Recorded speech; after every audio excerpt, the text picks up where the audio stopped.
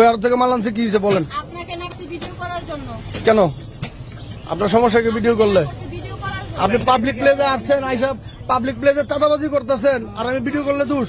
আমি যদি চাঁদাবাজ হয়ে থাকি তো এটা চাঁদাবাজি না? আপনি ব্যাংক গাড়ি থেকে 100 টাকা আনলেন কেন? কেন করতেছেন? আপনি ব্যাংক গাড়ি থেকে 100 টাকা আনলেন কেন? আপনি ভিডিও কেন করতেছেন? এই যে মহিলাটা দেখেন, রিক্সা দিয়ে আসছে, আইসা ভ্যান গাড়ি তরমুজের দোকানের সামনে নামছে। নাইমাই যে এই বাচ্চা ছেলেটা এই দোকানের মালিক, ব্যবসা করতেছে, উনি আইসা এই ছেলেকে ফাপড় দিতেছে যে যে তুমি কেজি দরে বিক্রি করো কেন, কেজি দরে বিক্রি করলে গরিব মানুষ খাবে কেন, এটি বইলা আরেকজনের সাথে ফোন দিছে। ফোন দেওয়ার পরে ওই লোক ওই বাচ্চার সাথে কথা বলছে, বলে ওই লোক বাচ্চারা বলছে কিছু টাকা দিয়ে বিদায় করতে, মানে মহিলা আসছে ফিটিং খাইতে। অলরেডি আমাদের কাছে খবর পাইছি, এই যে আমাদের থেকে প্রায় 100 গজ দূরে এক দোকান থেকে উনি 100 টাকা আনছে।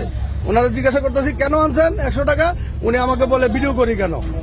উনি বলে না যে কেন 100 টাকা আনছে, উনি কোন কারণে আনছে। উনি কোনো ডিফেন্সের লোক না, উনি কোনো সংস্থা থেকে আসে নাই, আর সংস্থা থেকে আসলেও উনি কেন টাকা নেবে? ওনার তো টাকা নেওয়ার রাইট নাই।